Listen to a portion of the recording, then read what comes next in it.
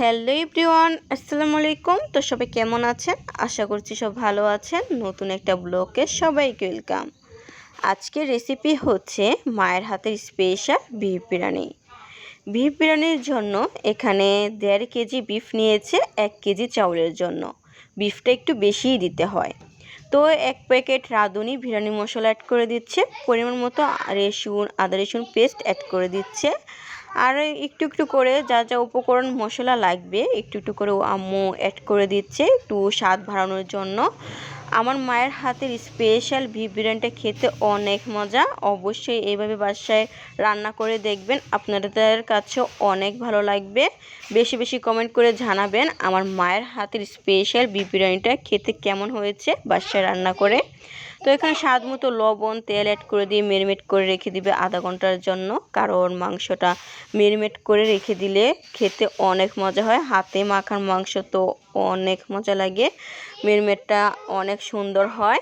তো এখন আম্মু গ্যাসের চুলাতে রান্না বসিয়ে দিয়েছে। এখানে পরিমাণ মতো পেঁয়াজ কুচি, তেল আর পায়েস পাতা, এলাচ, দারচিনি, লবঙ্গ সবগুলো দিয়ে পেঁয়াজটাকে ব্রাউন কালার করে নিচ্ছে, আর মাংসের উপরে কিছু পেঁয়াজ ছিটিয়ে দিয়েছে।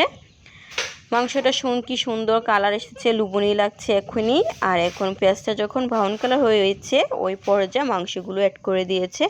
এখন মাংসগুলো কষিয়ে নিতে হবে। আর ছোট্ট একটি রিকোয়েস্ট, আমার ভিডিওগুলো যদি ভালো লেগে থাকে অবশ্যই লাইক কমেন্ট শেয়ার পাশে থাকবেন। নতুন নতুন ভিডিও দেখার জন্য পেজটা ফলো দিয়ে রাখবেন। যারা আমার রেগুলারলি ভিডিও দেখেন তাদেরকে অসংখ্য ধন্যবাদ। এই যে মাংস থেকে প্রচুর পানি উঠবে, এক্সট্রা পানি দেওয়ার কোনো প্রয়োজন নেই। অনেক সুন্দর হচ্ছে মাংস কষানোটা। যখন উপরে তেল বেশি উঠবে ওই পর্যায়ে পোলাও চাউলগুলো অ্যাড করে দিতে হবে। বাট অনেক মজা ছিল আমার মায়ের হাতের স্পেশাল বিফ বিরিয়ানিটা। আমার ভিডিওগুলো যদি ভালো লেগে থাকে অবশ্যই লাইক কমেন্ট শেয়ার পাশে থাকবে। এই যে এখন উপরে তেল বেশি উঠেছে, এই পর্যায়ে আম্মু মাংসের সাথে চাউলগুলো ভাজতে হবে, ভেজে নিবে সুন্দরভাবে। আর আমার আম্মু রাঁধুনি বিরিয়ানির চাউলটাই নিয়েছে বিরিয়ানির জন্য, রান্নার জন্য। তো এখন চাউলগুলো মাংসের সাথে মিক্স করে ভেজে নিতে হবে। ভাজা হয়ে এলে তারপর পরিমাণ মতো পানি অ্যাড করে দিতে হবে। পানিটা স্কিপ হয়ে গেছে, পানিটা দেখাতে পারিনি, দুঃখিত। যতটুকু সম্ভব ততটুকুই দেখিয়েছি আপনাদের। আর দেখুন পুরো লুকটাই চেঞ্জ হয়ে গেছে, কি সুন্দর লাগছে, অসাধারণ ছিল। বিরিয়ানিটা খেতে ভীষণ মজা ছিল। উপরে মরিচ দিয়ে দিয়েছে, আবারও নেড়েছেন মিক্স করার পর দেখুন কালারটা কত লোভনীয়, অনেক মজা ছিল। আর অনেক আপুই রিকোয়েস্ট করেছিলেন যে আপু একটু দইয়ের রেসিপিটা একটু শেয়ার করো, তোমার দইয়ের রেসিপি দেখে খেতে মন চাচ্ছে, অনেক লোভনীয় লাগছে, আর বানিয়েছো কিভাবে একটু শেয়ার করো। তাদের জন্য আজকে শেয়ার করে দিলাম মায়ের হাতের স্পেশাল মিষ্টি দই বিরিয়ানির সাথে। বিফ বিরিয়ানির সাথে যদি মিষ্টি দই না থাকে তাহলে তো ভালো মন্দ খাওয়ার কোনো অনুভূতি লাগে না।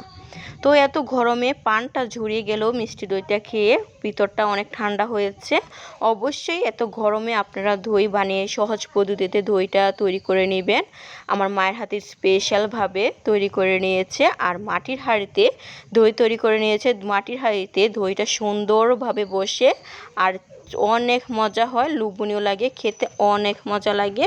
দেখুন দইটা কেমন সুন্দর পারফেক্ট হয়েছে, একদম ধলা পেকে গেছে, এত মজা হয়েছে দইটা খেতে, অসম্ভব ছিল। এই যে আমি চামচে নিয়ে দেখাচ্ছি কতটা সফট মজা হয়েছে, পারফেক্ট হয়েছে দইটা। আজকে রেসিপিগুলো আপনাদের সাথে এখানে শেষ করছি। আমার রেসিপিগুলো যদি ভালো লেগে থাকে অবশ্যই লাইক কমেন্ট শেয়ার দেওয়ার পাশে থাকবেন। সবাই ভালো থাকবেন, সুস্থ থাকবেন। আর আজকে দুটো রেসিপি আপনাদের কাছে কেমন লেগেছে অবশ্যই কমেন্ট করে জানাবেন। আল্লাহ হাফেজ।